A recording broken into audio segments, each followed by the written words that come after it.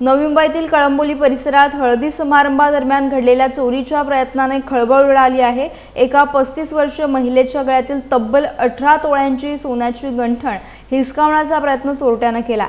समारंभात मोठी गर्दी असल्याचा फायदा घेत आरोपीने ही धाडसी चोरी करण्याचा प्रयत्न केला आणि घटनास्थळावरून पळ काढण्याचा देखील प्रयत्न केला। मात्र उपस्थित नागरिकांच्या सतर्कतेमुळे त्याचा डाव फसला।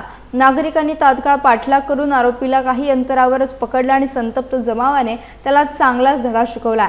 नंतर आरोपीला पोलिसांच्या ताब्यात देण्यात आलं। रजनीश इंद्रपाल केवट राहणार पनवेल अशी आरोपीची ओळख पटली असून त्याच्याविरुद्ध गुन्हा दाखल करण्यात आला।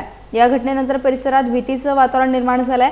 सण समारंभांमध्ये वाढत्या गर्दीमुळे सुरक्षेचा प्रश्न पुन्हा एकदा ऐरणीवर आला असून अशा कार्यक्रमांमध्ये पोलीस बंदोबस्त वाढवण्याची मागणी स्थानिकांकडून केली जाते आहे।